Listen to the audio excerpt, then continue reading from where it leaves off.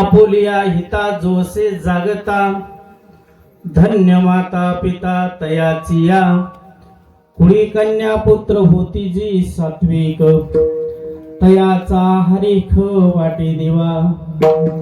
गीता भागवत करीती श्रवण, अखंड चिंतन विठोबाचे, कुळी कन्या पुत्र होती जी सात्विक, तयाचा हरिख वाटे देवा।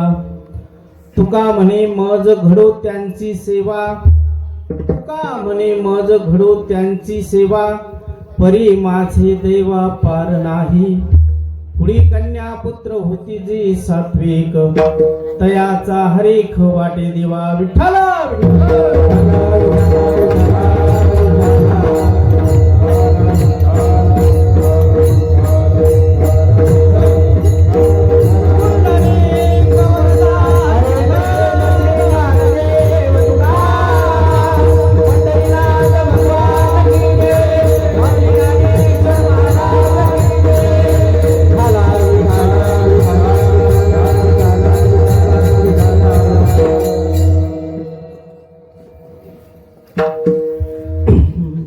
आपुलिया हिता जोसे जागता, धन्य माता पिता तयाचिया, कुळी कन्या पुत्र होती जी सात्विक, तयाचा हरिख वाटे देवा।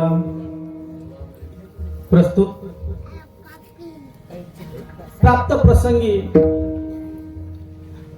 कीर्तन रूपी सेवेकरता निवडलेला अभंग जगद्गुरु जगत वंदनीय देहू निवासी श्री संत तुकोबारायांचा असून,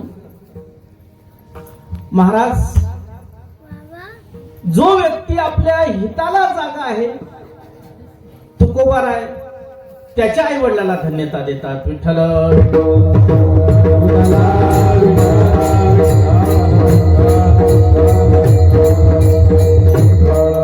पांडुरंगा करू प्रथम नमन, पांडुरंगा करू प्रथम नमन, पांडुरंगा करू प्रथम नमन, पांडुरंगा करू प्रथम नमन, हरे चरण संतापिया, हरे चरण संतापिया, हरे चरण संतापिया,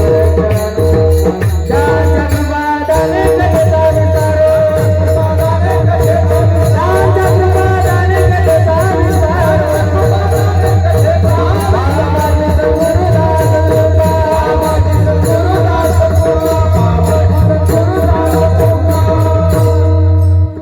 पांडुरंगा करू प्रथम नमन, दुसरे चरण संतांच्या, त्यांच्या कृपादाने कथेचा विस्तारो, बाबाजी सद्गुरु दास तुका। ओम नमो ज्ञानेश्वरा करुणा करा या दयाळा, तुमचा अनुग्रह लाधलो पावन झालो चराचरी, या कुंडेशु तुषारहार धवला, या शुभ्र वस्त्र विनावृता, या विनावरा दंड मंडित करा, या श्वेत पद्मासना, या ब्रह्माच्युत शंकर प्रभूतिभी देवही सदा वंदिता, सामां पातु सरस्वती भगवते निःशेष जाद्यापहा, वंश विभूषित करा नवनीर दाभा, पितांबरा दरुण बिंब फलाधरुष्टा, पूर्णेंद्र सुंदर मुखा दरवेंद्र नेत्रा, कृष्णात परम किमपि तत्वमहं न जाने, जयांची केलिया स्मरण, होय सकळ विद्येचे अधिकरण, तेची वंदू श्री चरण, श्री गुरूंचे ते नमस्कारून आता मस्तक हे पायावरी, या वारकरी संतांच्या विठ्ठला।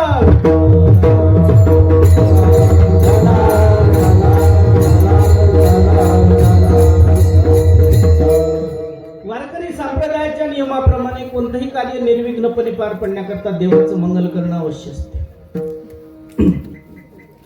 असो या ठिकाणी आयोजित आजची कीर्तन रूपी सेवा सर्व गावकरी मंडळीच्या सहकार्याने विदर्भाचे संत समर्थ श्री गजानन महाराज यांचा प्रगट दिन महोत्सव आणि त्यानिमित्तानं या ठिकाणी गजानन विजय या ग्रंथाचं पारायण, अखंड हरिनाम सप्ताह आणि त्या सप्ताहामधली आजची पाचव्या दिवसाची आणि बरोबर 5व्या दिवसाची सेवा माझ्या वाट्याला आलेली आहे. विठ्ठल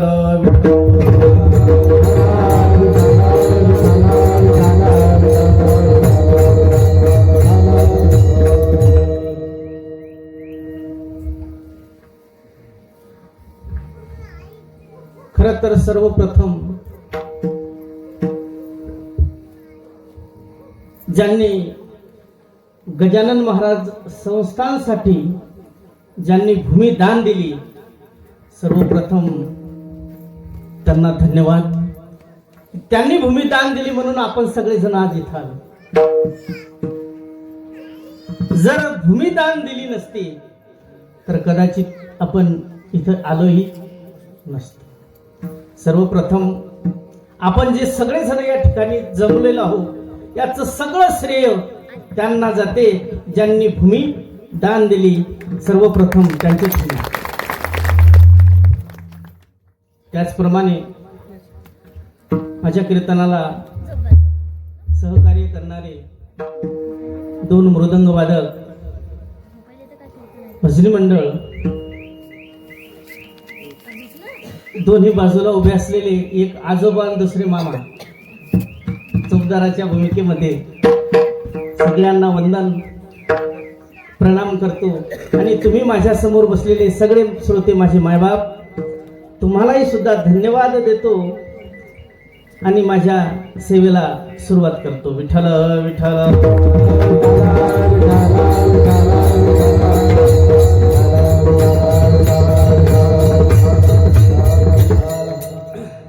फार बोलणार नाही कारण टाइमच सांगितला 10च्या पुढे जाऊ द्यायचं नाही, मी जाऊ देणार नाही.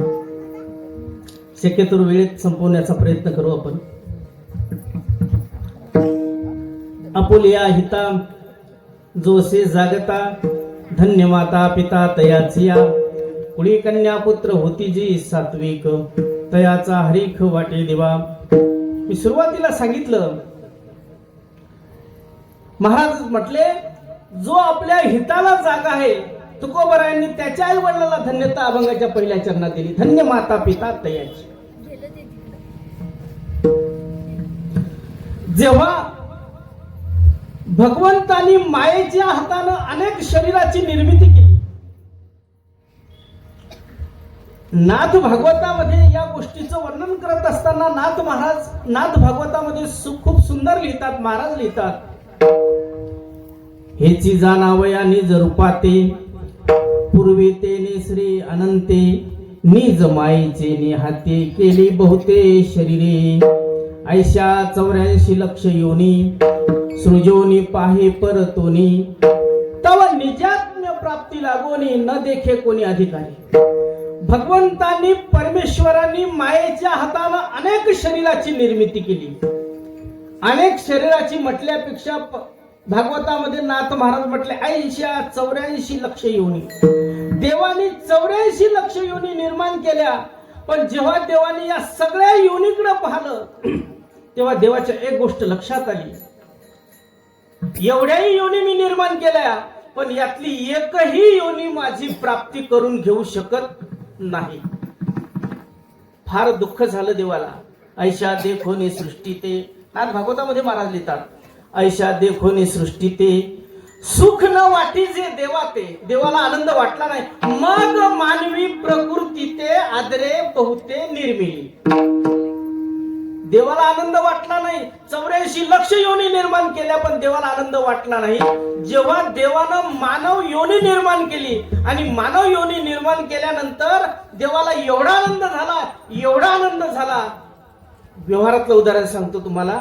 एखाद्या माणसाला 3-4 मुली असाव्या आणि एकच मुलगा असावा. तो एकटा मुलगा अंगणामध्ये खेळत असताना त्या वडिलाला जो आनंद होतो तो आनंद मुलीकडे पाहून होत नाही. तसा देवाला एवढा आनंद झाला मानव योनी निर्माण केल्यानंतर.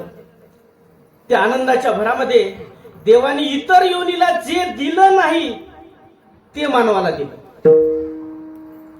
काही गोष्टी अशा आहेत परमेश्वराने इतर योनीला दिल्या नाही, त्या फक्त माणसाला दिल्या. सर्व गोष्टी सांगत नाही, फक्त त्यातली एकच गोष्ट सांगतो. एकच गोष्ट माणसाला परमेश्वराने दिली ती म्हणजे ज्ञान.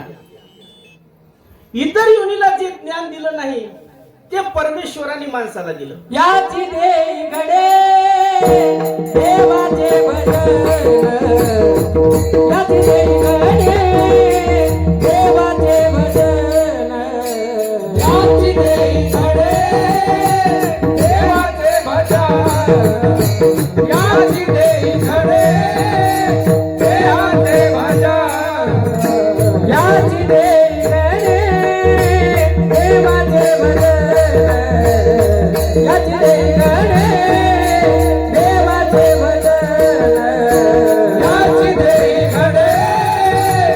देवाचे भजन, याची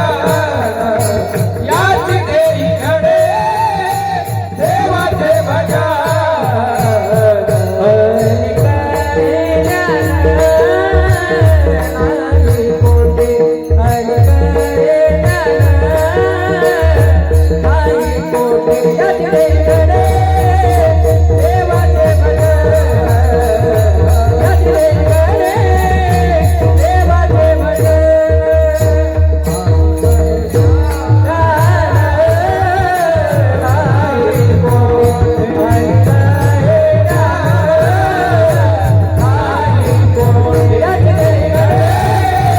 देवाचे भजन, याची देई घडे देवाचे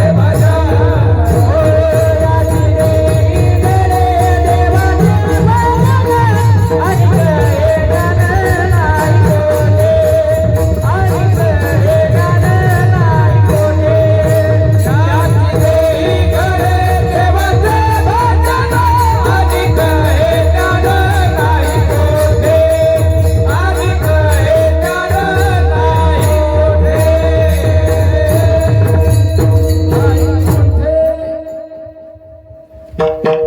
परमेश्वराने इतर योनीला दिलं नाही ते ज्ञान फक्त परमेश्वराने माणसाला दिलं.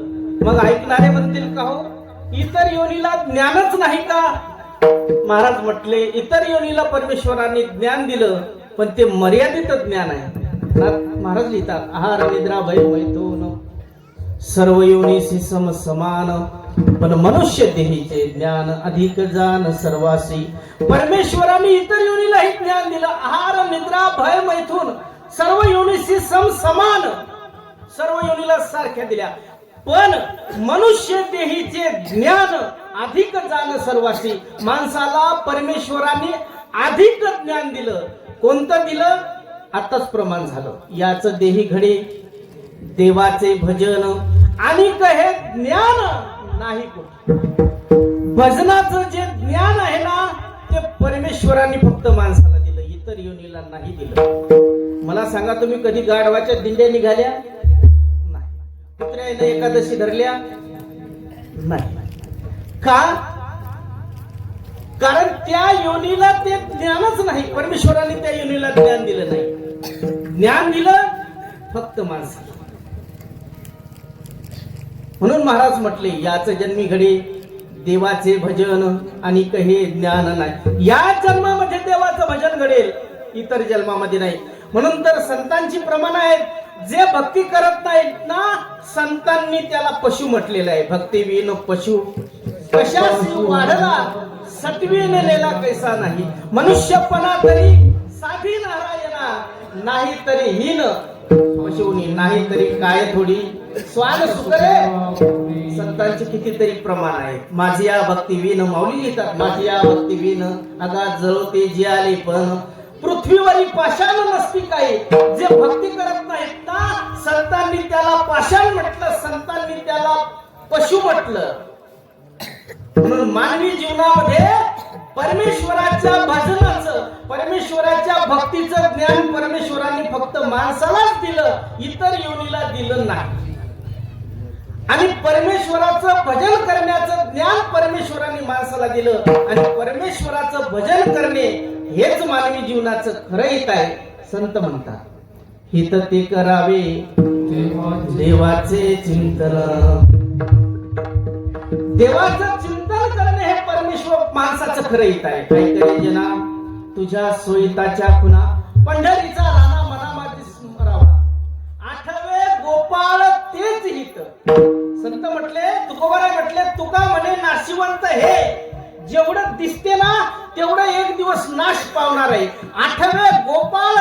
इथं गोपाळाचा देवाचा आठव करणे, परमेश्वराची भक्ती करणे, हित ते करावे देवाचे चिंतन, परमेश्वराचं भजन करणे हे मानवी जीवनाचं खरं हित आहे. परमेश्वराच्या भजनाचं ज्ञान परमेश्वरांनी फक्त माणसालाच दिलं, दुसऱ्याला दिलं नाही, आणि त्यामध्येच माणसाचं खरं हित आहे. अशा जो हिताला जागा आहे ना, तुकोबराय त्याच्या आई वडिलाला धन्यता देतात. अभंगाच्या आपली आहेत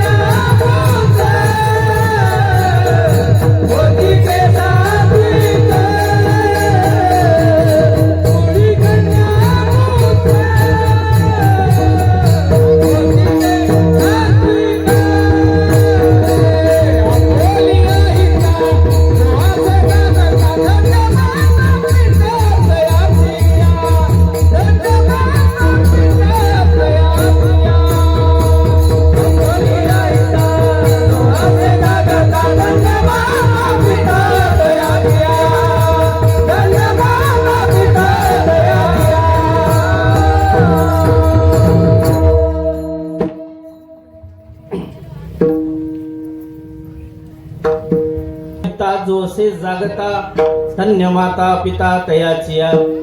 महाराज म्हटले, परमेश्वराचं भजन करणे हे मानवी जीवनाचं खरं हित आहे. जो व्यक्ती परमेश्वराचं भजन करतो तो व्यक्ती म्हणजे आपल्या हिताला जागा. अशा आपल्या हिताला जो जागा आहे ना, तुकोबराय अभंगाच्या पहिल्या चरणात धन्यता देतात. धन्य माता पिता तयाचिया.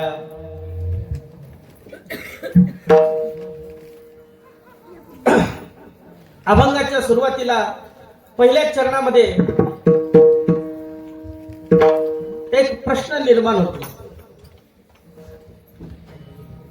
प्रश्न असा निर्माण होतो, महाराज म्हटले, आपोलिया हिता जो असे जागता. जो व्यक्ती भजन करतो तो व्यक्ती म्हणजे आपल्या हिताला जागा. आणि हिताला जो जागा आहे, तुकोबरायांनी धन्यता देत असताना त्याला दिली नाही. तुकोबराय म्हटले, धन्य माता पिता तयाचिया. आता व्यवहार जर पाहिला तर व्यवहारामध्ये तुकोबरायांनी खरंच धन्यता कोणाला द्यायला पाहिजे होती? भजन करणारा. बरोबर आहे ना? मुलाला ताप आला, इंजेक्शन कोणाला द्यावा? आईला का बापाला का मुलाला? आपल्या इकडे कसं आहे? तुमच्या इकडे काय करतात? ताप मुलाला जर आला तर इंजेक्शन आईला देतात? नाही. जर मुलाला जर ताप आला ना तर इंजेक्शनही मुलालाच द्यावं लागेल. मग भजन करणारा जर माणूस हिताला जर जागा असेल तर तुकोबरायांनी धन्यता कोणाला द्यायला पाहिजे होती? जो भजन करतो त्यालाच द्यायला पाहिजे होती. पण महाराजांनी तसं नाही केलं. महाराज म्हटले, धन्य माता पिता तयाचिया. जो व्यक्ती भजन करतो ना महाराज म्हटले तो व्यक्ती हिताला जागा आहे, पण महाराजांनी धन्यता देत असताना त्याला नाही दिली, तर त्याला नाही धन्यता दिली. महाराज म्हटले धन्य माता पिता दयाच्या. मग अभंगाच्या पहिल्या चरणामध्ये असा प्रश्न आहे, हिताला जर जागा मुलगा आहे तर तुकोबारायांनी धन्यता आई वडिलाला का दिली? या एकाच प्रश्नाचा आपल्याला आजच्या कीर्तनात विचार करायचा आणि सेवा संपवायची. विठ्ठल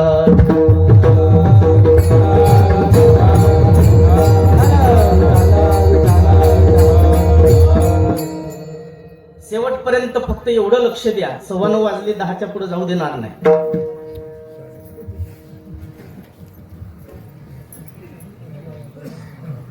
शेवटपर्यंत एवढं लक्षात ठेवा, हिताला जर जागा आहे तर आई वडिलाला धन्यता का दिली? या एका प्रश्नाचा आपल्याला आजच्या कीर्तनात विचार करायचा आहे.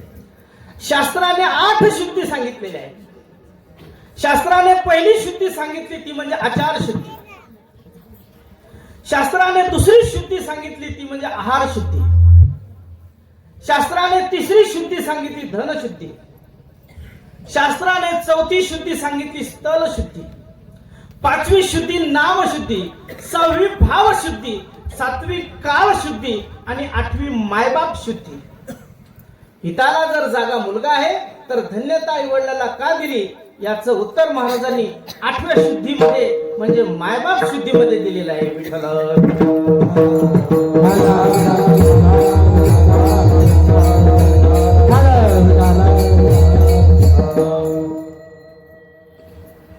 शास्त्राने पहिली शुद्धी सांगितली ती म्हणजे आचार शुद्धी. जीवनातले 3 तत्व फार महत्वाचे आहेत: आचार, विचार आणि उच्चार. मानवी जीवनातले हे 3 मूल्य फार महत्वाचे असतात. कधी लक्षात ठेवा, सुरुवातीला माणसाचे विचार बिघडत असतात, नंतर माणसाचा उच्चार बिघडतो आणि नंतर माणसाचा आचार बिघडत असतो. काही जणांचं मत आचार बिघडतात, उच्चार बिघडतात, असं कधीच होत नसते. मी उदाहरण देऊन सांगतोय तुम्हाला. कधी माणसाचे सुरुवातीला विचार बिघडत असतात. रामायणाचा जर विचार केला, रामायणामध्ये सीता माता एका राजाची मुलगी होती, जनक राजाची मुलगी होती. एका राजाची सून होती, दशरथ राजाची सून होती आणि ब्रह्मांडाच्या नायकाची पत्नी होती. सर्व वल्कले परिधान करून, सर्व राज्याचा, ऐश्वर्याचा, दागिन्याचा त्याग करून सीता माता वनामध्ये गेली होती. आणि वनामध्ये गेल्यानंतरही सुवर्ण मृगाची चोळी शिवण्याची इच्छा झाली. काय बिघडलं? काय बिघडलं? विचार बिघडले. विचार. अहो, सर्व ऐश्वर्याचा जर त्याग केला होता ना, मग वनामध्ये गेल्यानंतर सुवर्ण मृगाची चोळी शिवण्याची इच्छा झाली. काय बिघडलं सुरुवातीला? विचार बिघडले. विचार.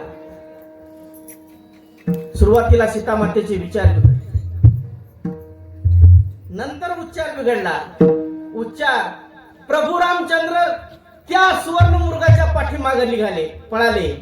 आता तो मायावी राक्षस होता, तो समोर गेला आणि समोर गेल्यानंतर आवाज काढला, हाय लक्ष्मणा धाव. हे शब्द जेव्हा सीता मातेच्या कानावर पडले तेव्हा सीता माता म्हणतात लक्ष्मणजीला, अहो म्हटले प्रभू रामचंद्र काहीतरी संकटात आहेत, तुम्ही जा त्यांच्या मदतीला. लक्ष्मणजी हात जोडून म्हणतात, वहिनी, प्रभू रामचंद्र आणि संकट येणं हे कधीच शक्य नाही. दादावर कधीच संकट येणार नाही, लक्षात ठेवा. सीता माता म्हणतात तुम्ही जा, अहो ते संकटात आहेत. लक्ष्मणजी म्हणतात, वहिनी काळजी करू नका, दादावर कोणतेही संकट येणार नाही. राग अनावर झाला आणि सीता माता लक्ष्मणजीला टोचून बोलल्या, तुम्हाला असं वाटते प्रभू रामचंद्र मराव आणि सीता मला वश व्हाव. काय बिघडलं? उच्चार बिघडले. मी अपराधी शब्दशराने दुःखित उर्मिलापती, कधी भेटेल रघुपती मजला सांग बा माती. उच्चार बिघडला. उच्चार. लक्ष्मणजीने हात जोडले, म्हटले वहिनी ठीक आहे, तुमची इच्छा आहे, मी जातो, पण एक करा. काय? ही रेष ओढून ठेवतो. ही रेष ओढून ठेवतो, या रेषेच्या बाहेर जाऊ नका. लक्ष्मणजीने बाणानं रेष ओढली आणि लक्ष्मणजी प्रभू रामचंद्राच्या मदतीसाठी निघून गेले. जसे लक्ष्मणजी गेले, भिकाऱ्याचं रूप धारण करून अंगाला राख लावून रावण आला होता झोळी घेऊन. लंकेचा राजा होता, अंगाला राख लावली, देवानं राखच लावली. आला तिथे, माई भिक्षा वाढा. आलेला अतिथी, दारावर आलेला कोणीतरी विनमुख जाऊ नये म्हणून सीता माता भिक्षा घेऊन निघल्या. पण रेषेच्या आत होत्या, कारण सांगितलं होतं रेष ओलांडू नका. रावण सांगतो, जर भिक्षा द्यायची असेल तर रेषेच्या बाहेर या. सीता मातेने सांगितलं बाहेर येणार नाही. त्याला सांगितलं मी भिक्षा घेणार नाही. आलेला, दारावर आलेला माणूस तसा जाऊ नये म्हणून सीता मातेने रेष ओलांडली. लक्षात ठेवा, ज्या दिवशी मर्यादेची रेष स्त्रियाकडून ओलांडली जाते, ज्या दिवशी मर्यादेची रेष स्त्रियाकडून ओलांडली जाते, तेव्हा त्या स्त्रीच्या जीवनावर संकट येत असतात. लक्षात ठेवा. म्हणून स्त्रीचं जीवन हे मर्यादेत असलं पाहिजे. सीता मातेनं रेष ओलांडली, काय बिघडलं?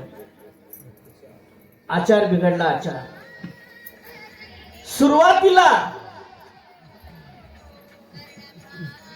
सुरुवातीला विचार बदलला. आता तर कीर्तनात सूचना द्याव्या लागणार आहेत आपल्याला. पहिलं कीर्तनात असं म्हणावं लागत होतं, बोलू नका. पण आता कीर्तनात एक मुद्दा पुन्हा ऍड करावा लागते की मोबाईल सायलेंट करा. काळानुसार अपडेट व्हावं लागते. विठाला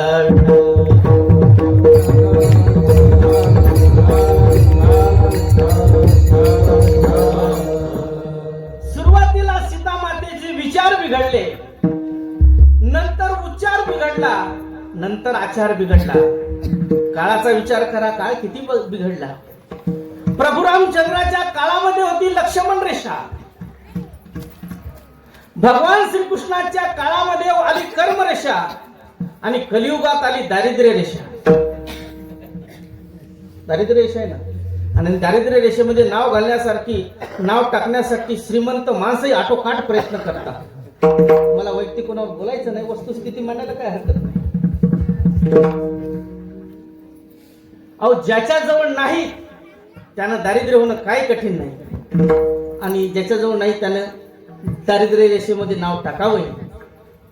पण ज्याच्या जवळ आहे ते जर पंचायत समितीवर जाऊन जर 4-4 दिवस उपवासी जर बसत असतील दारिद्र्य रेषेमध्ये नाव टाकण्यासाठी, तर परमेश्वर त्यांची इच्छा कशी पूर्ण करणार? अहो, रावणाची पूर्ण केली.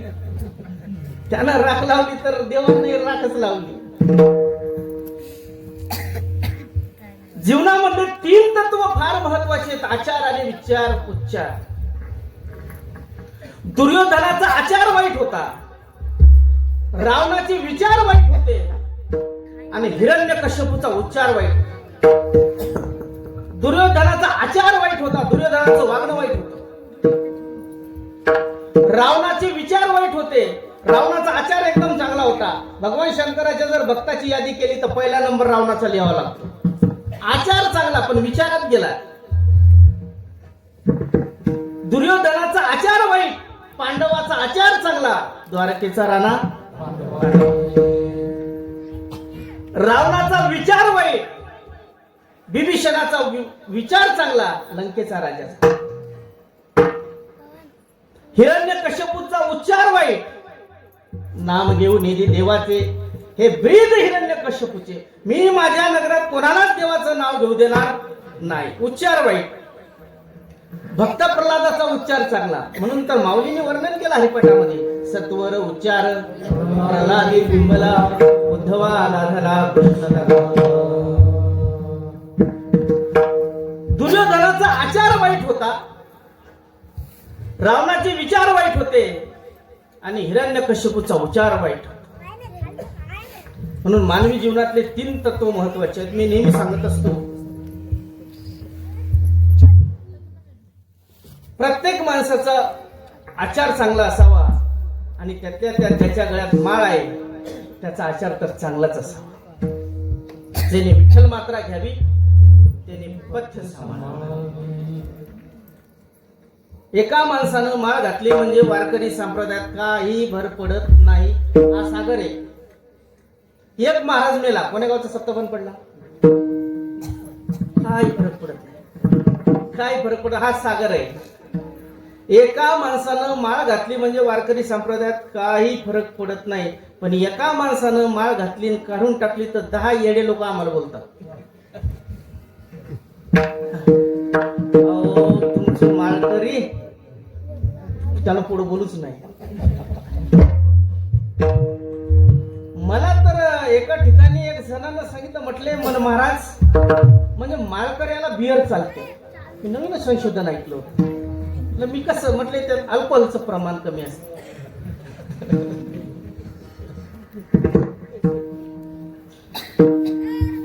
जेणे विठ्ठल मात्रा घ्यावी त्याने पथ्य सांभाळा. परमार्थिक जीवन जगत असताना त्या माणसाचा आचार खूप चांगला असणं गरजेचं असतं. म्हणून शास्त्राने पहिली शुद्धी सांगितली ती म्हणजे आचार शुद्धी. शास्त्राने दुसरी शुद्धी सांगितली ती म्हणजे आहार शुद्धी. आहार म्हणजे जेवण. माणसानं कुठं जेवावं, किती जेवावं याला शास्त्र आहे. शास्त्र सांगते माणसानं कुठेही जेवू नये. माणसानं 2च ठिकाणी जेवावं. नीतिशास्त्र सांगते माणसाने 2 ठिकाणी जेवावं. जेवू घालणाराचं जर शुद्ध प्रेम असेल तर माणसानं तिथे जेवावं. आणि माणसावर भीक मागण्याचीच वेळ आली असेल, माणूस अडचणीत संकटात असेल तर मनुष्य कुठेही जेवला तरी पाप लागत नाही. नीतिशास्त्र सांगते. गीतेमध्ये आहाराचे 3 प्रकार सांगितलेले आहेत. तामस आहार, राजस आहार आणि सात्विक आहार.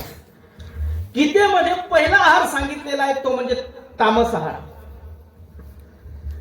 तामस आहार म्हणजे शिळं खाणं. काही माणसाला दररोज सकाळी उठल्या उठल्या शिळं खावंच वाटतं. शिळं खाणं हा तामस आहार सांगितलेला आहे गीतेमध्ये. शिळं खाणं म्हणजे तामस आहार आहे. एक गरीब परिस्थितीमधला मुलगा खूप अभ्यास केला.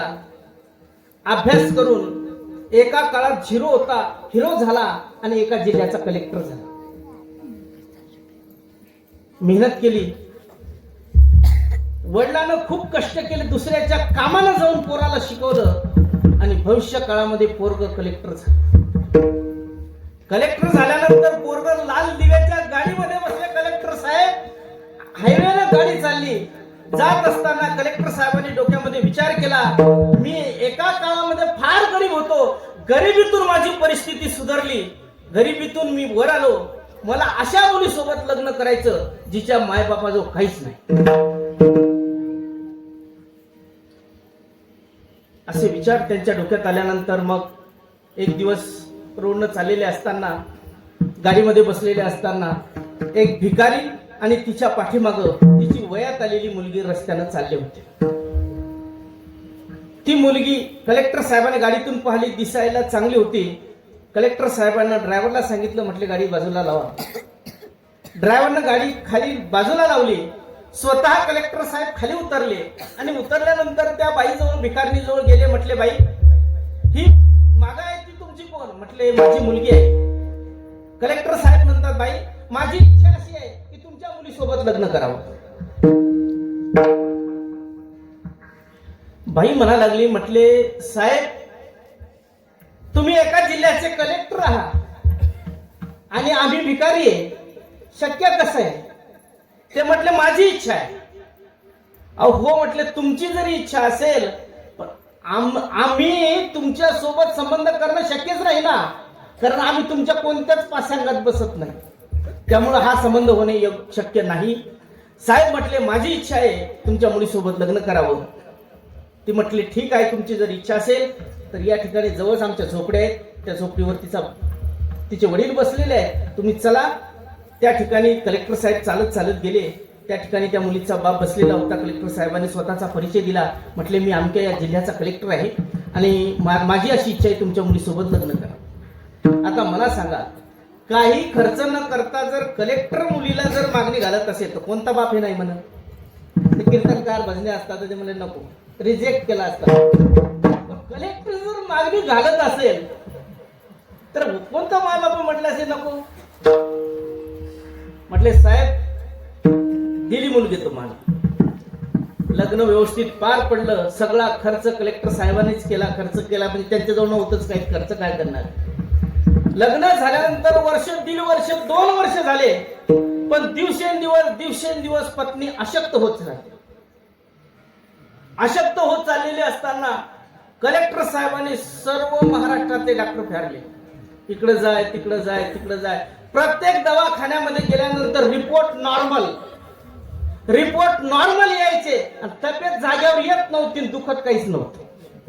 परेशान झाला. 2 वर्ष काय करावं काय सुचत नव्हतं. 2 वर्षानंतर सहज गाडीमध्ये दोघं नवरा बायको चाललेले असताना एक आश्रम दिसला. माणूस स्वभावानं धार्मिक होता. कलेक्टर साहेब उतरले. त्या आश्रमामध्ये जे महाराज होते त्यांचं दर्शन घेतलं. मनातलं दुःख म्हणून कलेक्टर साहेबांना सांगितलं. म्हटले महाराज माझ्या मनात एक दुःख आहे. म्हटले काय?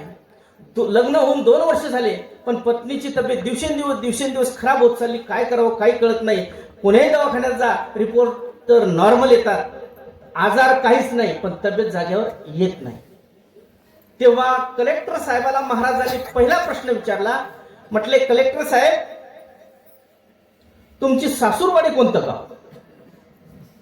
ते म्हटले सासूरवाडीच नाही.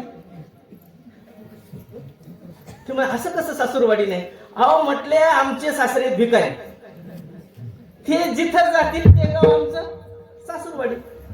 म्हटले असं? म्हटले हो. महाराजांनी सांगितलं. म्हटले साहेब 6 महिन्यात जर तुमच्या बायकोची जर तब्येत जाग्यावर नाही आणली तर आपल्याला महाराज म्हणायचं नाही. साहेब म्हटले फार उपकार होतील. काय जे औषधी लागेल, काय खर्च लागेल तो सांगा. किती खर्च लावायला तयार आहे, फक्त माझ्या पत्नीची तब्येत जागेवर आणायची. ते म्हटले खर्च काहीच नाही, मी सांगतो तेवढंच करायचं, बाकी काहीच करायचं नाही. सांगा म्हटले. कलेक्टर साहेबाला महाराजांनी सांगितलं. म्हटले कलेक्टर साहेब तुमचा बंगला असेल, तुमचं जे काही घर असेल, तुमच्या बंगल्याला 4 बाजूने 4 खिडक्या असतील? म्हटले हो.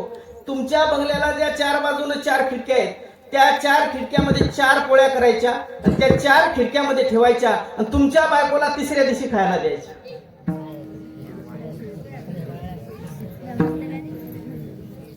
फार सोपं आहे म्हटले. केलं तसं. पोळ्या करायच्या, 3-4 खिडक्यामध्ये ठेवायच्या आणि त्या बाईला 3ऱ्या दिवशी खायला दिल्या. 6 महिन्यात तब्येत स्ट्रॉंग झाली. कशामुळं? तुम्ही सगळेजण जागे या.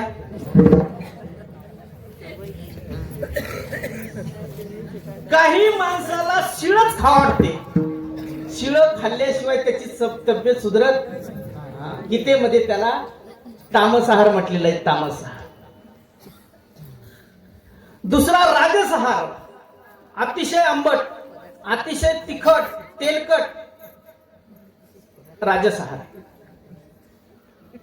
तिसरा सात्विक आहार, फळ, दूध, साधं वरण भात भाजी पोळी, सात्विक आहार. आणि आपण जेव्हा अन्न घेतो ना त्या अन्नाचा परिणाम शरीरामध्ये अन्न गेल्यानंतर ताबडतोब होत असतो. कधी लक्षात घ्या, तापाची गोळी घेतल्यानंतर 2ऱ्या दिवशी ताप राहिले असं कधी होते का? नाही. गोळी घेतली म्हणजे 10-15 मिनिटात, अर्ध्या घंटात तिचा रिझल्ट. जसं अन्न सेवन करतो ना त्याचा परिणाम शरीरावर ताबडतोब होतो. माऊली लिहितात.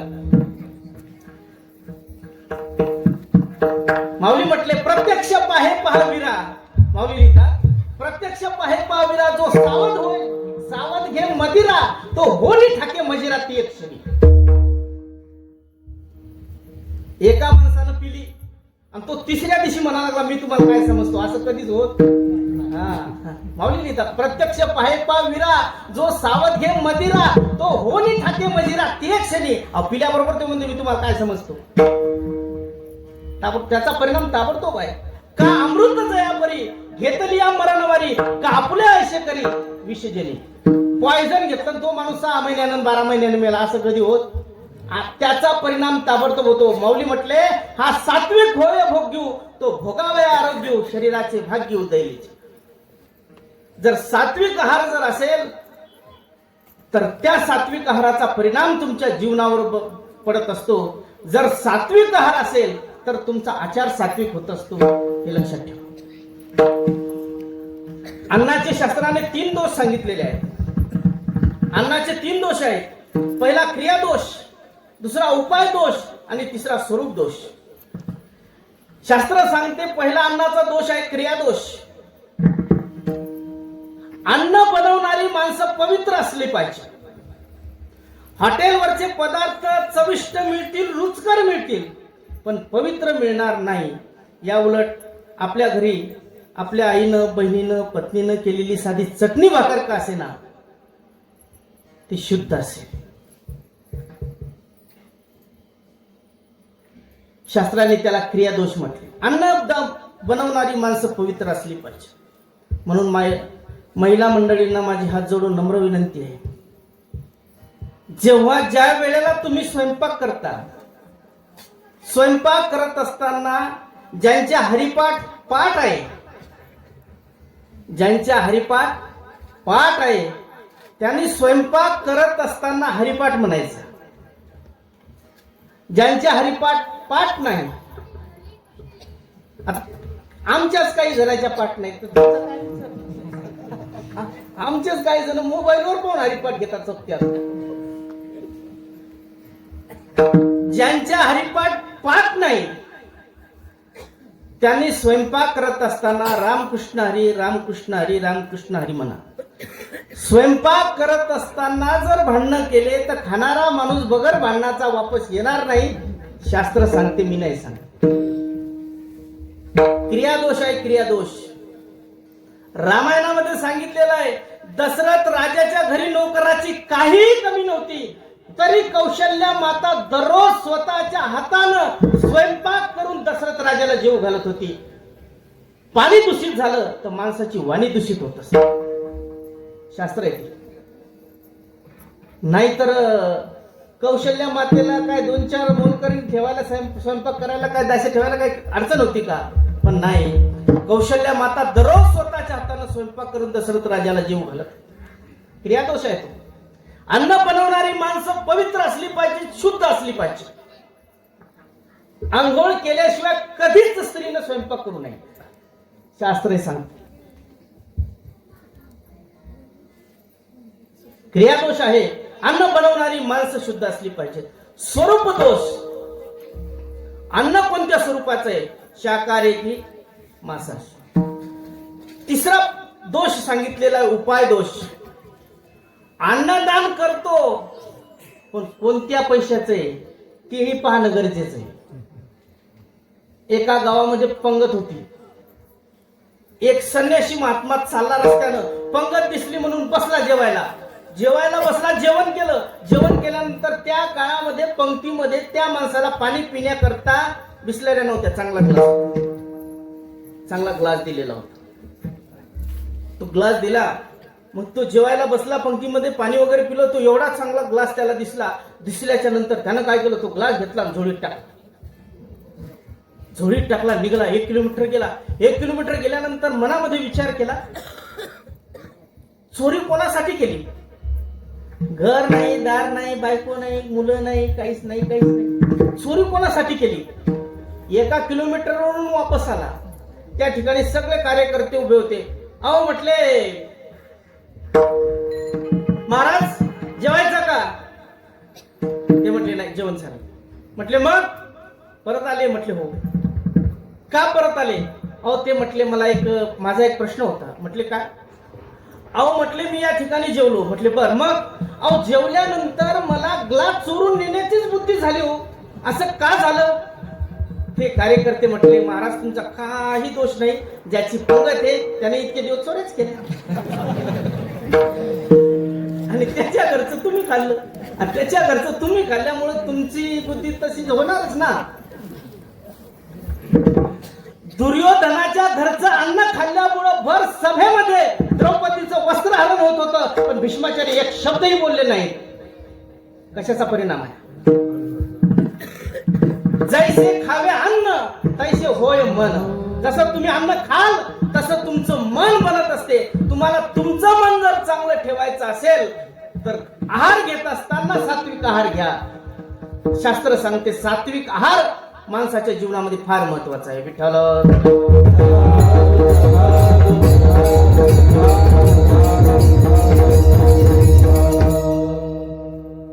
तिसरी शुद्धी सांगितलेली आहे धन शुद्धी. धन म्हणजे पैसा. पैसा कमावणं पाप नाही, कारण तो शास्त्राने पुरुषार्थ सांगितला, धर्म अर्थ काम आणि मोक्ष. पण संतांनी त्याचा नंबर दुसरा दिला. त्या पुरुषार्थाचा नंबर दुसरा दिला. धर्म आणि नंतर अर्थ आहे. त्याचा अर्थच असा आहे, अर्थ कमवत असताना धर्माला विसरू नको, आणि धर्माला जर विसरशील आणि अर्थ कमवत असेल तर जीवनात अनर्थ येणारच, लक्षात ठेव. अर्थाशिवाय माणसाच्या जीवनाला अर्थ नाही, पण अर्थ कमवत असताना अनर्थ होणार नाही याचा जरूर विचार करावा. तुमच्या जवळ नोटाचा खळखळाट असावा, पण त्यातल्या 1 रुपयावरही कोणाचा टळटळाट नसावा.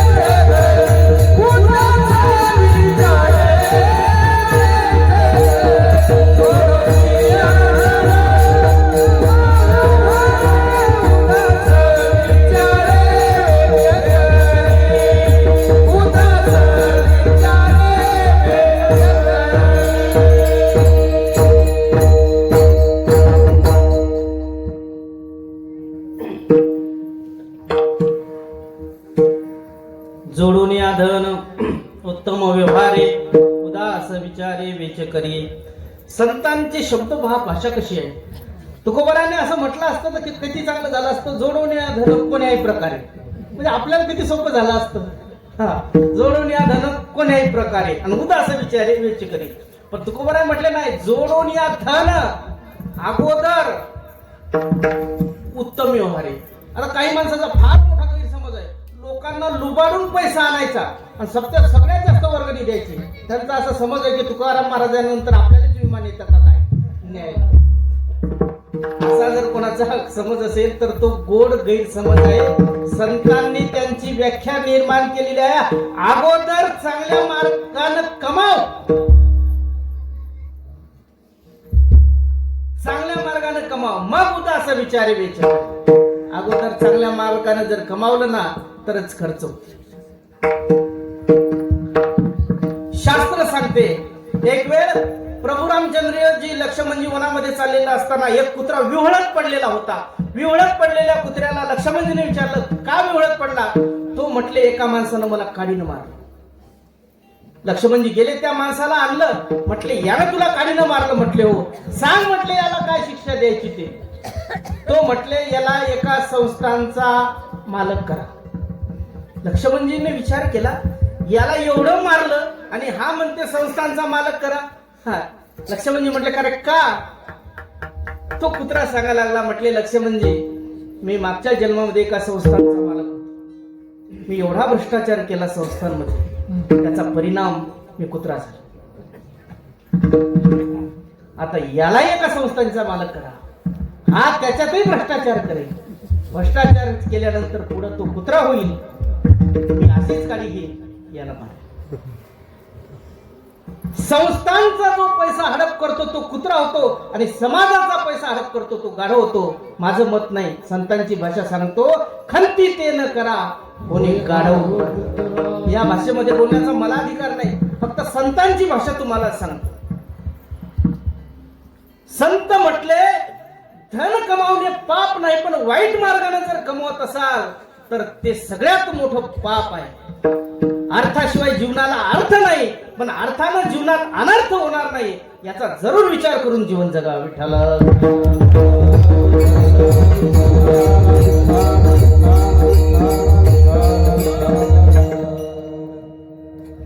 दुसऱ्याला लुबाडायचं पैसा कमवायचा. एका गावात एक माणूस त्याने ठरवलं आज पैसे कमवायचे.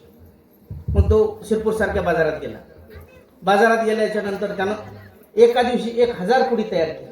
बाजारामध्ये फिरला. ही पुडी अशी आहे ताटाजवळ जर उघडली तर माशी येणारच नाही. ताटाजवळ जर उघडली तर माशी येणार नाही. पुडी केवढ्याची 1 रुपयाची. 10 वाजता गेला. 1 वाजेपर्यंत 1000 रुपये कमावले. 1000 रुपये घेऊन घरी आला. 8 एवढीच होती पुडी. फक्त दुसऱ्या दिवशी दुपारी जेवायच्या वेळेस जेवण करायला बसली की उघडायची. तोपर्यंत उघडायची नाही. 1000 रुपये घेऊन 1 वाजता तो घरी आला. दुसऱ्या दिवशी ज्यांनी पुड्या घेतलेल्या होत्या त्यांनी दुसऱ्या दिवशी पुड्या उघडून पाहिल्या. त्या कागदावर लिहिलेलं होतं उजव्या हातानं जेवण करायचं, डाव्या हातानं माशा आणायच्या.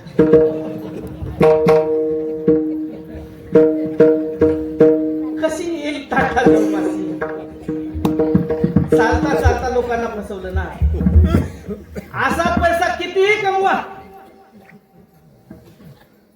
कितीही कमवा, तुमच्या डोळ्यात देखत तुमची अवलाद तो पैसा गमावून बसेल हे लक्षात ठेवा. अर्थाशिवाय जीवनाला अर्थ नाही, पण अनर्थ होणार नाही याचा जीवनामध्ये जरूर विचार करा. म्हणून शास्त्राने 4थी शुद्धी सांगितली धनशुद्धी. 3री शुद्धी धनशुद्धी. 4थी स्थल शुद्धी. स्थल म्हणजे ठिकाण. स्थानिक वातावरणाचा माणसाच्या मनावर फार परिणाम होत असतो. तुम्ही कुठं बसेला त्या जागेचा परिणाम तुमच्या मनावर होत असतो. मला सांगा तुम्ही मंदिरात गेल्यानंतर कसं वाटते आणि स्मशानभूमीमध्ये गेल्यानंतर कसं वाटते का दोन्ही ठिकाणी सारखंच वाटते. बदल आहे? बदल काहीच नाही. मंदिरात गेल्यानंतर माणसाच्या मनाच्या भावना वेगळ्या होतात. स्मशानात गेल्यानंतर माणसाला वैराग्य येते. स्मशान वैराग्य म्हटलेलं आहे. काय खरं हो. आता बोलला घरी गेला कुठं बोलते तो शेतात. तिथं स्मशानात घरी आला पाणी टाकून दूध विकते. आकोडे टाकून मोटरी चालवते. काय राहिलं. स्मशान वैराग्य म्हटलेलं आहे. स्मशान वैराग्य ते तिथं आहे. तिथले विचार वेगळे, इथले विचार वेगळे. तुम्ही ज्या वातावरणामध्ये जा त्या वातावरणाचा परिणाम आपल्या मनावर होतोय. मार्कंडेय पुराणामध्ये कथा सांगितलेली आहे. जेव्हा प्रभू रामचंद्रजी लक्ष्मणजी एका पर्वतावर गेले त्या पर्वतावर गेल्यानंतर लक्ष्मणजीच्या डोक्यामध्ये विचार आले, वनवास कोणाला? रामाला.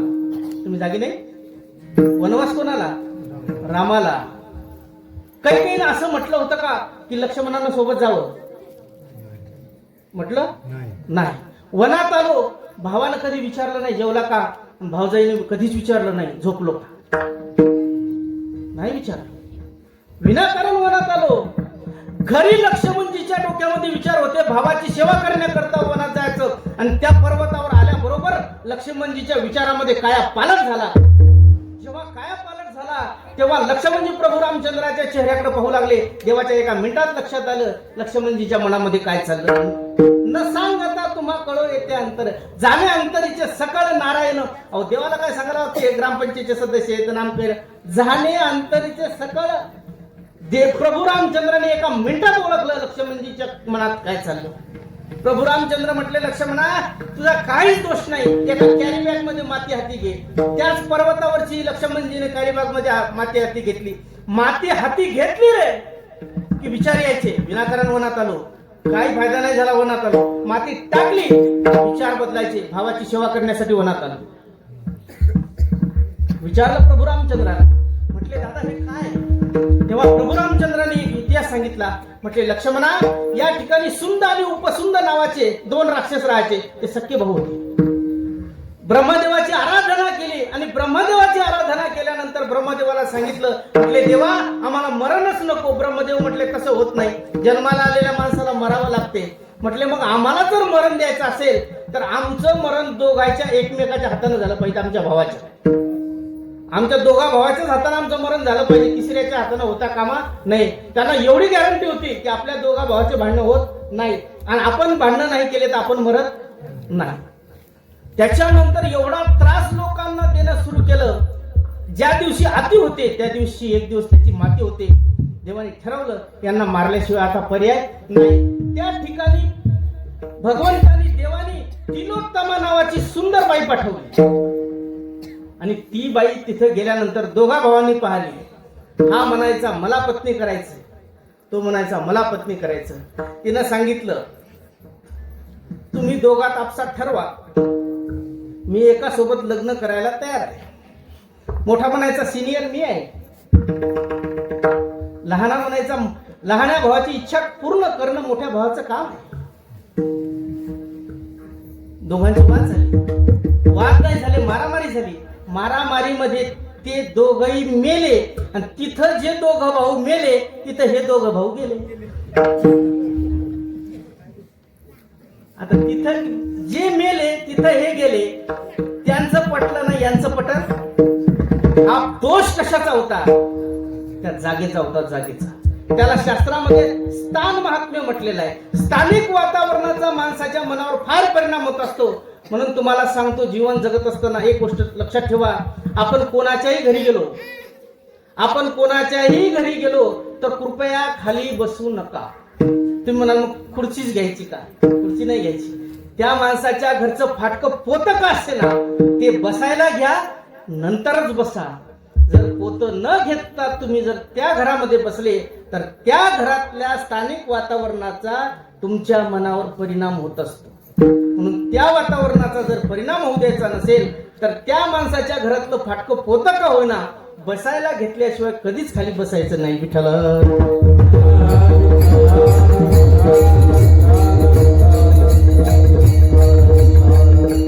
याला शास्त्रामध्ये स्थान शुद्धी सांगितलेली आहे. स्थानिक वातावरणाचा माणसाच्या मनावर परिणाम होतो. पुढची शुद्धी सांगितली नामशुद्धी. नाम शुद्धच आहे. शुद्ध नाम श्री हरीचे निजमुखी लागलाचा. सहावी शुद्धी सांगितली भावशुद्धी. भावशुद्धी हे सगळ्यात मोठं तप आहे. कुणाबद्दल वाईट भाव ठेवू नका. मला सांगा, यज्ञ करणं पुण्य आहे का पाप? सप्ताह करणं पुण्य आहे का पाप? हे तर कळलं ना. काय सप्ताह करणं पुण्य आहे का पाप? पुण्य. यज्ञ करणं पुण्य आहे का पाप? पुण्य. मग यज्ञ करणं जर पुण्य आहे तर यज्ञ करून दक्ष राजाचं तोंड बोकड्याचं झालं कसं? कारण काय? यज्ञ करण्याचा उद्देश काय होता? दक्ष राजाने यज्ञ केला, पण यज्ञ करण्याचा उद्देश भगवान शंकराचा अपमान होता. माणसाचं तोंड गेलं आणि भुकड्या झालं. पुण्य करता होय पाप. जर तुमच्या मनात जर वाईट विचार असतील आणि तुम्ही कितीही मोठं डेकोरेशन दाखवत असाल, मी फार धार्मिक आहे, मी मंदिरात जातो, काही फायदा नाही. मंदिरामध्ये तनाचा हिशोब नाही, मंदिरामध्ये मनाचा हिशोब आहे. देव तुमची प्रॉपर्टी पाहत नाही, देव तुमचा मेकअप पाहत नाही, तुमच्या अंगावरचा ड्रेस केवढ्याचा हे देव पाहत नाही. तिथं तनाचा हिशोब नाही, मनाचा आहे. मन चंगा तो कटोती मी गंगा. रोहिदास महाराजांच्या जीवनातलं आता नाही सांगत, कारण वेळ व्हायला लागला. जेव्हा एखाद्या वेळेस वेळ येईल तेव्हा सांगेल. जर मन साफ असेल ना तर देव आपोआप येतो. शबरीच्या घरी बोलवायचं काम पडलं नाही. राम गेले, उष्टी बोरं खाल्ली. कोणतं पेस्ट वापरलं होतं ब्रश करायला शबरीला? उष्टी बोरं खाल्ली. थोर प्रेमाचा भुकेला हाची दुष्काळ. भावशुद्धी सगळ्यात मोठं तप आहे. म्हणून महाराजांनी एका प्रमाणामध्ये म्हटलेलं आहे, ज्याशी नाही पंख पाय तेने करावे ते काय गा. शुद्ध भाव धरुनिया पंढरपुरासी जाय गा. इच्छिले फळ देतो त्याचे नवराव काय गा. ठोपाचा धर्म जागो त्याचे चरणी शुद्ध भाव देखून या गाव सुवर्णाचा दिला गा. सुदामा ब्राह्मण दुःखे दारिद्र्य पुढे. भावशुद्धी सगळ्यात मोठं तप आहे. सातवी शुद्धी सांगितली काळशुद्धी. भीष्माचार्यांनी शर्पंजर पण स्वीकारलं फक्त काळशुद्धीसाठी. म्हणून काळशुद्धी देह ठेवती ठेवत ठेवू ब्रह्मच्युती माऊली लिहितात. शुद्ध काळासाठी शर्पंजर पण स्वीकारलं भीष्माचार्यांनी. एका दिवसाची 3 काळ, सकाळ, मध्याह्न काळ, संध्याकाळ. जीवनातल्या 3 वेळा. जीवनातल्या 3 वेळा आहेत. एक अनर्थक वेळ, दुसरी निरर्थक वेळ आणि तिसरी सार्थक वेळ. अनर्थक वेळ ज्या वेळेमुळे पाप होते ती अनर्थक वेळ आहे. संत म्हटले, अरे हे देह व्यर्थ जावे, आयशे तुझ वाटत असे जीवे, द्युत कर्म मनोभावे सारी पाठ ठेवावा. ज्या माणसाला असं वाटत असेल की दिवसभर आपल्या हातून पापच व्हावं, ज्या माणसाला असं वाटत असेल की दिवसभर आपल्या हातून पापच व्हावं, त्या माणसानं दिवसभर गणपती खेळायचा. माझी भाषा नाही, संतांची भाषा आहे. अरे हे देह व्यर्थ जावे, तुझ वाटत तसे जीवे, द्युत कर्म मनोभावे सारी पाठ खेळावा. त्या माणसानं दिवसभर गणपती खेळायचा. पापच पाप, कुठं जायचं काम नाही त्याला. धर्मराजाचं राज्य केलं, आपलं काय कशामुळे गेले? द्युत कर्म मनोभावे. अनर्थक वेळेमुळे पाप होते. दुसरी निरर्थक वेळ, गप्पामध्ये, आळसामध्ये, झोपण्यामध्ये वेळ जाते. निरर्थक नाही पाप नाही पुण्य. आणि जी वेळ परमार्थामध्ये जाते ना ती सार्थक वेळ आहे. संत म्हटले, काळ सार्थक केला त्यांनी धरीला मनी विठ्ठल. किंवा महाराज म्हटले, काळ सारा वाचिन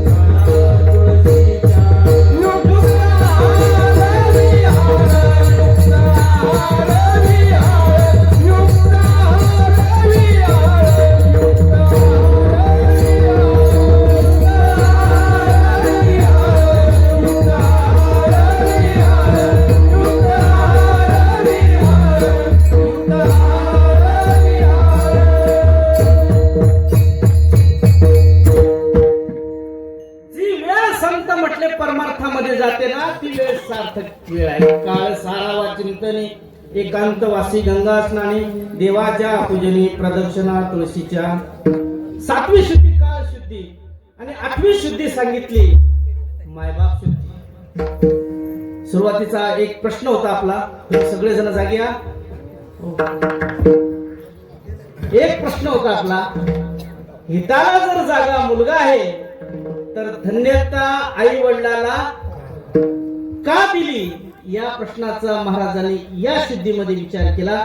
त्या शुद्धीचा आपल्याला आता विचार करायचा आहे. विठ्ठल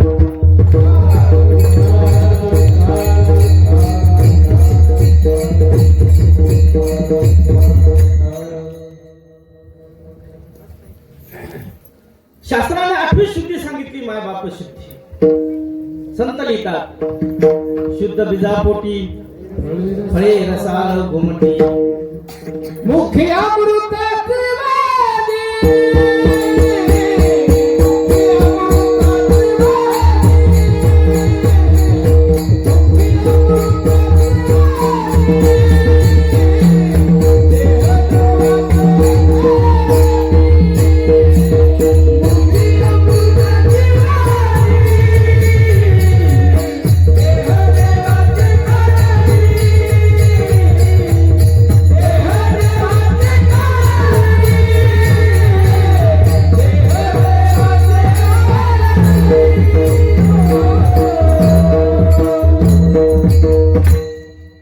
बीजापोटी फळे रसाळ घुमटी. शास्त्र सांगते, शिलो मातृ पुण्येन पितृ पुण्येन चतुरः, दातृत्व वंश पुण्येन आत्म पुण्येन सौभाग्यता. आईच्या पुण्यामुळे मुलगा हा विद्वान बनत असतो, वडिलाच्या पुण्यामुळे मुलगा हा विद्वान बनतो,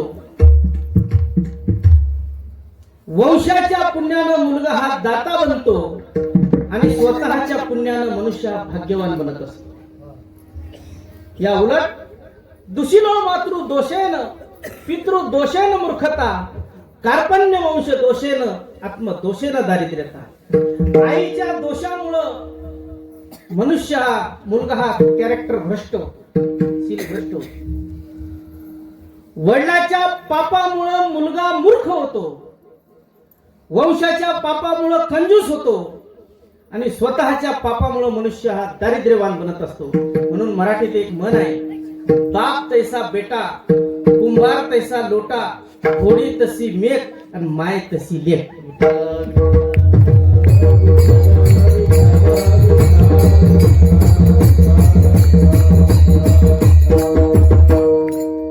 ज्याची माय बाप चांगली असतात त्याची मुलं चांगली असतात. त्याच्यातही 4 प्रकार सांगतो मी तुम्हाला. थोडस टाइम घेतो आता शेवटच्या. त्यातही 4 टप्पे सांगतो. आई वडीलही वाईट, मुलंही वाईट. इंद्रानं ऋषी पत्नीला भ्रष्ट केलं.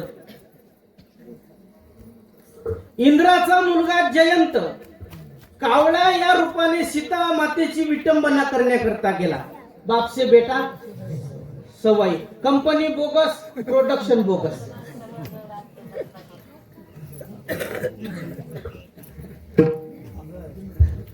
आई वडीलही वाईट, मुलंही वाईट.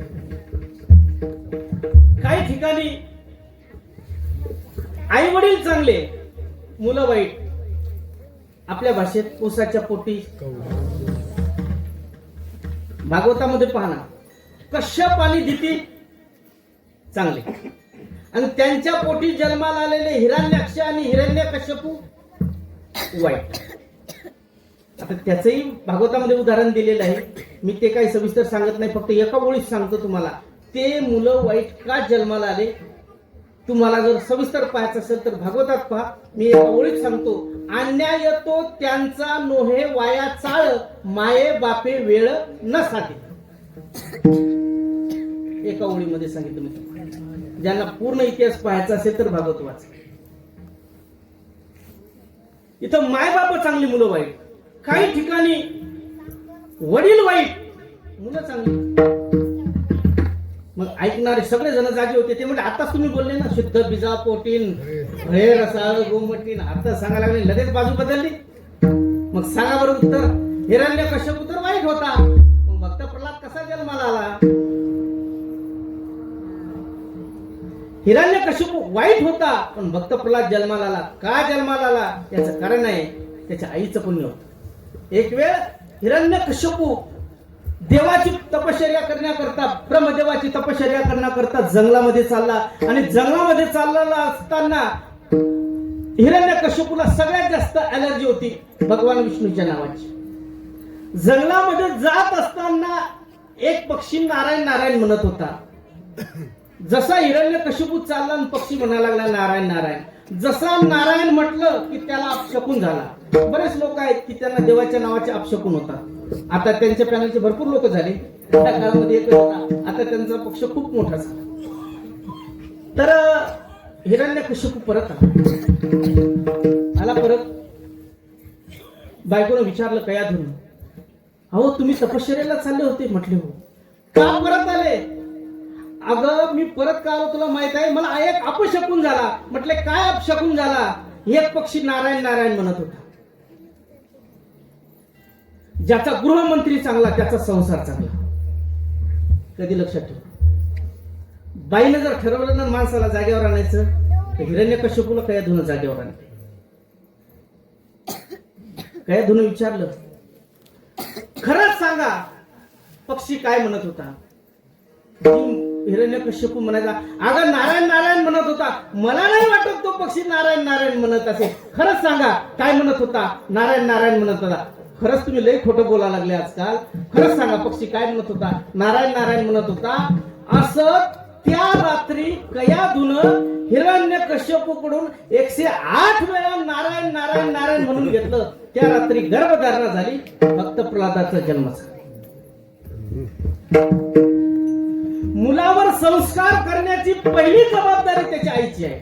म्हणून शास्त्राने पहिलं म्हटलेलं आहे मातृदेव भव, नंतर आपला नंबर आहे. आपला नंतर आहे. अगोदर मातृदेव भव, नंतर पितृदेव भव. मुलावर संस्कार करण्याची पहिली जबाबदारी त्याच्या आईची. आणि मुलावर संस्कार घडवण्याची जी प्रक्रिया आहे ना ती गर्भावस्थेपासून सुरू होते. मला सांगा, अभिमन्यू चक्रव्यूहात शिरण्याचं ज्ञान कुठं शिकला? कुठं शिकला? आईच्या उदरामध्ये शिकला. मुलावर संस्कार घडवण्याची जी प्रक्रिया आहे ती गर्भावस्थेपासून सुरू होते. म्हणून गर्भवती स्त्रियांनी नेहमी कीर्तन, प्रवचन, धार्मिक पुस्तकं वाचावी. पण आपल्या महाराष्ट्राचं एवढं दुर्दैव आहे, गर्भवती स्त्रिया कलर टीव्ही पाहतात. ज्या बाईनं गर्भावस्थेमध्ये कलर टीव्ही पाहला, जर नाही तिच्या मुलानं तिचा अँटिना केला तर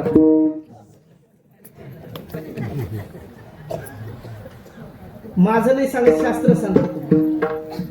मुलावर संस्कार घडवण्याची पहिली जबाबदारी त्याच्या आईची आहे. शिवाजी महाराजाला शूर आणि वीर शहाजीराजांनी नाही बनवलं. इतिहास वाचा तुम्ही. कोण बनवलं? जिजाबाईंनी लहान वयामध्ये शिवाजी महाराजांना रामकृष्ण यांच्या पराक्रमाच्या गोष्टी सांगितल्या. मुलावर संस्कार घडवण्याची पहिली जबाबदारी त्याच्या आईची असते. हिरण्यकश्यपू वाईट होता पण त्याच्याही पोटी भक्त प्रल्हाद जन्माला आला. बापाचं पुण्य नव्हतं, मायचं पुण्य होतं. माईच्या पुण्यामुळे तो सात्विक जन्माला. सुशीलो मातृ पुण्येन, आईच्या पुण्यामुळे तो शीलवान बनला. चौथी गोष्ट, मायबापही चांगले, मुलंही चांगले. धन्य ते दशरथ राजा, धन्य ती कौशल्या माता जिच्या पोटी प्रभू रामचंद्र जन्माला. धन्य ते वसुदेव, धन्य ती देवकी माता जिच्या पोटी भगवान श्रीकृष्ण जन्माला आले. धन्य ते विठ्ठल पंत, धन्य ती रुक्मिणी माता जिच्या पोटी माऊली ज्ञानेश्वर महाराज जन्माला आले. धन्य ते वल्लोबा, धन्य ती कनकाई माता जिच्या पोटी जगद्गुरु तुकोबराय जन्माला आले. धन्य त्याची माता, धन्य त्याचा पिता साठविला जाता त्रैलोक्याचा. ज्याची माय बाप चांगली असतात त्याचीच मुलं चांगली असतात. भागवतातलं एक उदाहरण सांगतो आणि शेवा आटोपती घेतो. विठ्ठल विठ्ठल.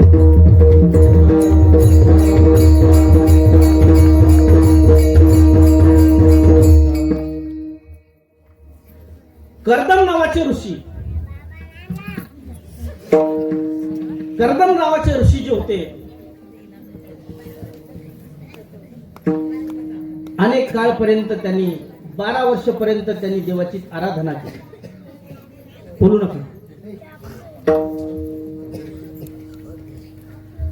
कर्दम ऋषींनी 12 वर्षपर्यंत आराधना केली.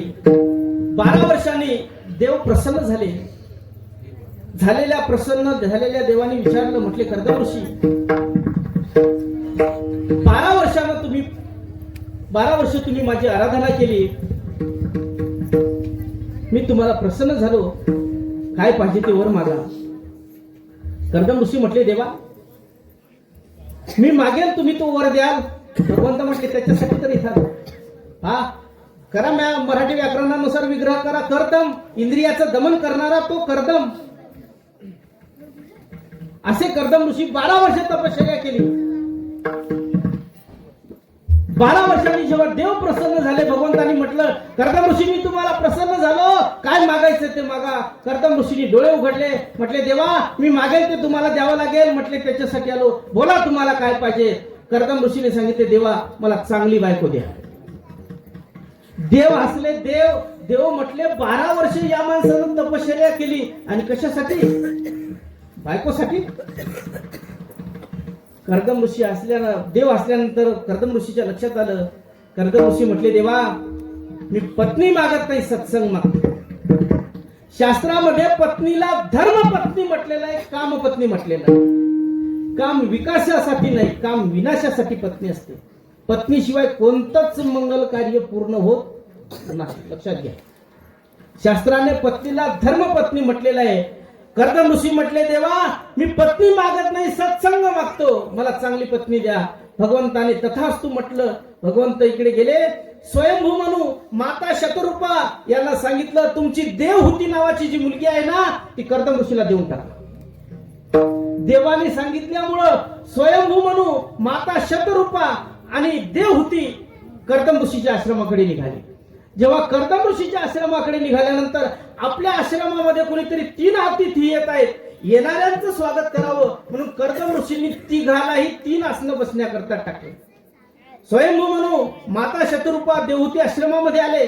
एका आसनावर स्वयंभू म्हणू बसले, दुसऱ्या आसनावर माता शतरूपा बसली, पण तिसऱ्या आसनावर देवहूती बसली नाही. आजच्या काळातली असती तर बसली असती.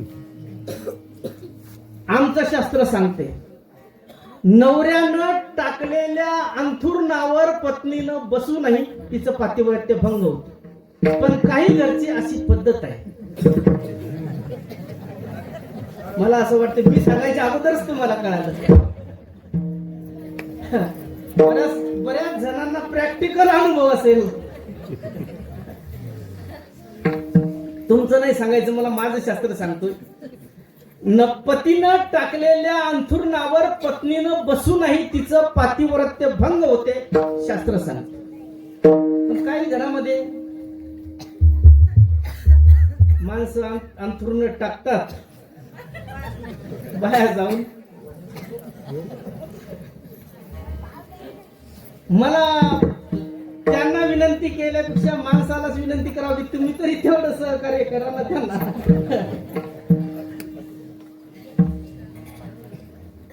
पतीनं टाकलेल्या अंथुरणावर पत्नीनं बसू नाही, तिचं पातिव्रत्य भंग होते. देवहूतीनं विचार केला, आज या आश्रमामध्ये आपण आलो, आल्यानंतर तिघाला आसनं बसण्याकरता टाकली.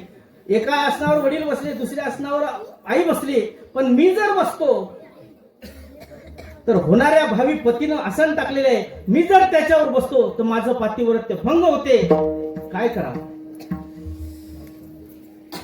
जर बसत नाही तर आसनाचा अपमान होते. पाहुण्याला बसायला पाठ द्यायचा, पाहुण्याला खाली बसायचं, मग पाठ टाकून फायदा काय. आज त्या पाठाचा अपमान आहे ना. जर आसनावर बसतो तर पातिव्रत्य भंग होते, नाही बसत आसनाचा अपमान होते, काय करावं. कहू तो माँ मार जाती आणि ना कहू तो बाप कुत्ता खाता. ते हिंदीत एक म्हण आहे. एक माणूस शिरपूरला बाजारला गेला बुधवारच्या दिवशी. आता शिरपूरला जायचं काम नाही, आणि आणलं ते काळ्या थैलीत. काही बॅग समजते तुम्हाला सगळे. काळ्या थैलीत आणल्यानंतर बायकोला सांगितलं, हे सगळं मला बनवून दे. मग आता त्या बिचारीचा नाईलाज झाला, मग तिनं ते जसं धरलं होतं ते तसंच ताटात टाकलं. बनवून द्यायचं त्याला. ते बनवून देण्याच्या नादात काहीतरी आणण्यासाठी ती बाई घरात गेली. तेवढ्या ते कुत्रं आलं आणि त्या कुत्र्यानं ते सगळंच खाल्लं. ते खाल्ल्यानंतर ती बाई दारी आली तर ताटात पाहते तर काहीच नाही. इतका राग आला त्या बाईला. त्या बाईने जवळ काडी होती, जशी काडी घेतली एका काडीतच कुत्रं मारलं. जसं कुत्रं मारलं ते कुत्रं मारलं आणि ते कुत्रं ताटात टाकलं. ते ताटात टाकलं, ते पोरानं पाहिलं. तेव्हा ते पोरग म्हणते, कहू तो माँ मार जाती आणि ना कहू तो बाप कुत्ता खाता. पोरग म्हणायला लागलं, कहू तो माँ मार जाती. जर सांगतो तर आपला बाप आपल्या मायला मारते. कहू तो माँ मार जाती, ना कहू बाप कुत्ता खाता. नाही सांगत तर बाप कुत्रा खाते. ते पोरग एवढं हुशार होतं. एका बाजूला बाप उभा होता, एका बाजूला आई उभी होती आणि मध्ये ताट होतं. ते आलं आणि जोरात आलं, जसं आलं आणि ताटातच लघवी केली. मायलाही मारायचं काम नाही, बापालाही खायचं काम नाही. हिच्या समोर प्रश्न निर्माण झाला, जर बसतो तर पातिव्रत्य भंग होते आणि नाही बसतो तर आसनाचा अपमान होते. काय करावं? ती देव होती. देव होतीचा अर्थच देवालाही होती म्हणजे बोलणे. देवालाही बोलवायला लावायची शक्ती जिच्यामध्ये आहे ती देव होती. तिनं काय केलं? उजवा हात घेतला, आसनावर ठेवला, खाली बसली. आसनाचाही अपमान झाला नाही आणि पातिव्रत्य भंगही झालं नाही. कर्दम ऋषींनी बायकोची घेतलेली ती परीक्षा होती. लग्न झाल्याच्या नंतर 12 वर्षापर्यंत दोघा पती पत्नींनी देवाची आराधना केली, देवाची तपश्चर्या केली. 12 वर्ष दोघा पती पत्नींनी देवाची तपश्चर्या केली.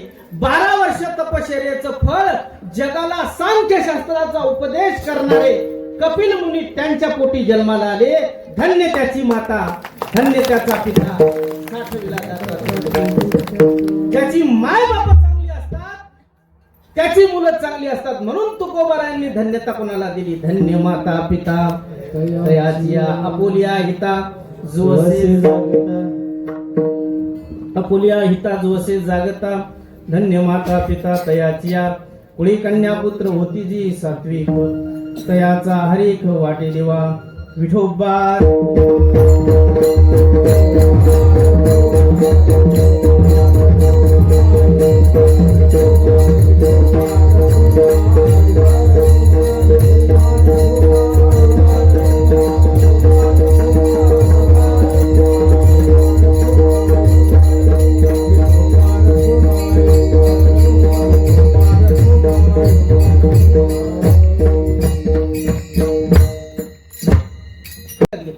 फार वेळ लावत नाही. अपोलिया हिता जोसे जागा पिता तयाचिया. आपल्या हिताला जागा आहे, त्याचे आई वडील धन्य आहेत. अशाच्या पोटीच्या कन्या आणि पुत्र जन्माला येतात. तुकोबारा त्याबद्दल तुम्हाला काय वाटते? महाराज म्हटले, मला आनंद होतो, याच्यात नवल नाही. तयाचा हरिक वाटे देवा. देवाला सुद्धा आनंद वाटतो. ते करतात काय? गीता भागवत करीती श्रवण, अखंड चिंतन विठोबाचे. रात्रंदिवस परमेश्वराचं नामस्मरण करतात. महाराज म्हटले, अशाची मला सेवा घडू द्या. तुका म्हणे, मज घडो त्यांची सेवा परी माझे दय बापा. महाराज म्हटले, मला त्यांची सेवा घडू द्या. त्यांची म्हणजे कोणाची? जे कीर्तनाला आले त्यांची का जे आले नाहीत त्यांची? आले त्यांची नाही, जे आले नाहीत त्यांची नाही. महाराज म्हटले, आपुलिया हिता जोसे जागता. जो आपल्या हिताला जागा आहे त्याची. धन्य माता पिता तयाची. ज्याचे आई वडील धन्य आहेत त्याची. कुणी कन्या पुत्र होती जी सात्विक, ज्याच्या कुळामध्ये कन्या आणि पुत्र सात्विक आहेत त्याची.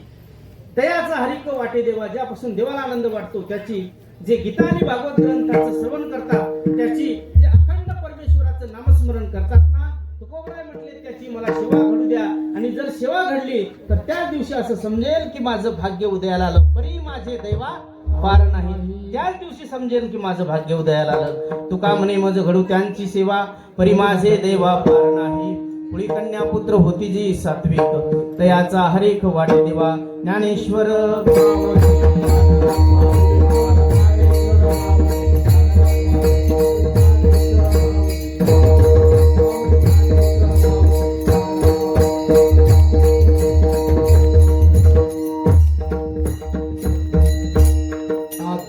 5व्या दिवसाची सेवा हरिभक्त